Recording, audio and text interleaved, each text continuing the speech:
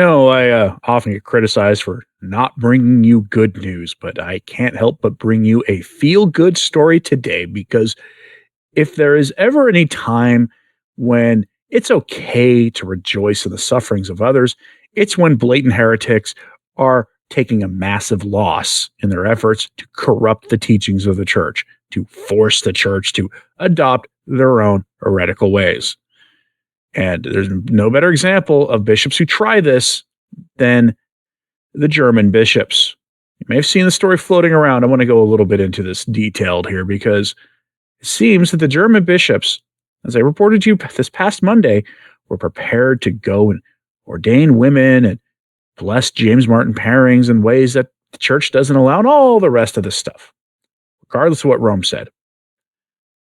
And suddenly, they're feeling very hesitant. For some reason, maybe, just maybe, they don't like the messaging they're getting from Rome. So the new pope, many people watching this have suspicions about him, aren't comfortable with him, don't trust him. Not trying to make you get you to lower your guard or anything.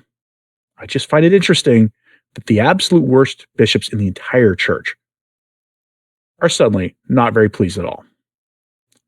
We go to katholisch.de, the official website of the German Bishops' Conference. This is their news website. Bishop Overbeck on Leo XIV, polite but reserved on reform issues. Reserved on reform issues. In other words, he isn't terribly enthusiastic about going hog wild on reform issues. Now, this is something that will cut both ways. Many people watching this want Traditionis Custodes overturned. I would bet money, and I'm not a money betting person, that issue is on his mind, of one of many. But he's also reserved on it. That seems to be his reputation, by the way, that he's reserved on all actions. It's not a bad thing from a pope, but you're not going to see him act with lightning quickness on addressing the various issues that the church desperately needs addressing in our time. And in a way, that's unfortunate. But you have to understand where the kind of weight he carries with his office. Now, let's go back to that article. You will enjoy this. Quote, polite, attentive missionary. This is how Essen's Bishop Franz Josef Overbeck describes the new Pope Leo XIV based on personal encounters. In the interview, Overbeck also discusses the Augustinian order's influence and assesses his position on reforms currently being discussed in Germany. This is an interview. It's worth going over, though. We're going to skip down to some other things here. The Bishop Overbeck is asked what priorities will the Pope set. He says he set an important theme right at the beginning of his address with the peace sign. As a Catholic military bishop, I know what that means. Given the conflicts we have in Eastern Europe, in the Holy Land, and elsewhere, I think he will draw great attention to the issue of peace. And he's asked, do you know any of his theological publications? To which he says, he's not one of those people who wrote a lot. He positioned himself through his ministry, and when he took office, he made it clear. To understand him means also seeing St. Augustine. Prevost first joined a religious order, then a priest. Now, as an aside, you might be wondering, why is he using his normal name, Prevost? Because in Europe, it's extremely common to refer to the Pope by just his normal name. He became an Augustinian monk and thus belongs to the order to which Martin Luther belonged. The Augustinian order has always sought to be active in missionary and pastoral work. The new Pope, too, has been on the move through his life. He's clearly an American in his upbringing, but when you live as an adult for so many decades and under missionary conditions in another country with a very different culture, it leaves its mark, and you can tell. In his first address, he spoke Spanish as well as Italian, so the Peruvians could understand him. I think we're looking at a person who's deeply influenced by at least two cultures. And here's where it gets to the good part. He's asked, how do you assess his stance on the issues being discussed in Germany? For example, greater equality between different genders and lifestyles. To which he responds, he's reserved in this regard, I think. He's a person who recognizes concerns, but also knows that assessments vary greatly in different cultures. We're operating in a truly different world than the one he experienced in Peru. In the past 2 years, a lot has happened in Rome. For example, with the World Synod of Bishops on a synodal church. synodality was one of the major themes of Francis's pontificate.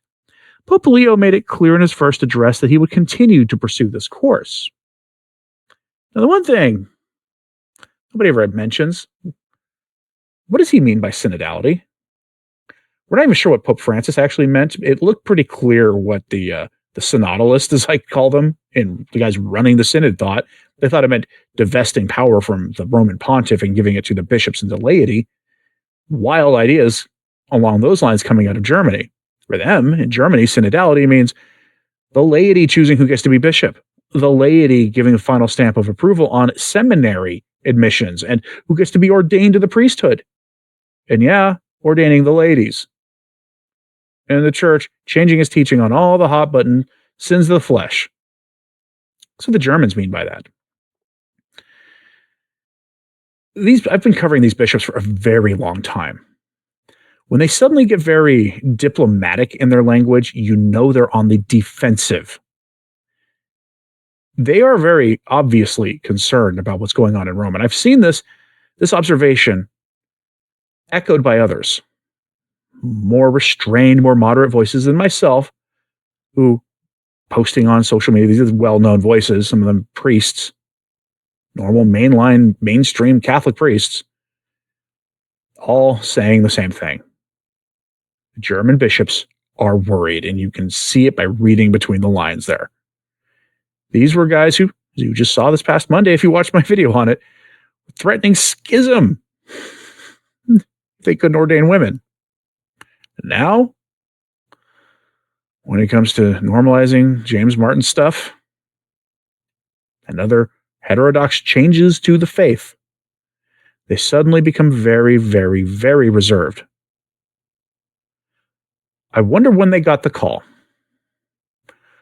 That's my suspicion, is that somebody, possibly from Rome, possibly the papal nuncio to Germany, gave them a call and told it to cool it. That doesn't mean synodality is dead. We await an actual formal definition of what synodality means, according to the Holy Father. He's made it sound like it's mostly listening to people who don't get listened to. If that's the case, then I don't really see a problem with it. If it's just sort of a philosophy of making sure you listen to those not usually listened to. But if it's a lot more than that, well, then we'll cross that bridge that he's building when we get to it. But I take this as good news. The German bishops are very clearly concerned. But they're trying not to signal it in an overt way. These bishops are notorious for speaking their mind, being very blunt about things, and not being subtle at all. Half the time, they don't even wear their clericals in public when they're doing official church business. They're head of their bishop's conference. A Bishop Butzing frequently dresses like he's a Protestant minister. That's how far off the deep end these guys have gone. To the point where actual Protestant ministers in Germany were warning the Catholic bishops that the Catholic Church needs to remain the Catholic Church. They needed to slow their roll on their reforms. Seems like they got a call. Let me know what you think about this in the comments, please. Hey, like and subscribe if you haven't. It absolutely helps. So to sharing this on social media, that helps a lot too. And as always, pray for the church. I'm Anthony Stine. Ave Maria.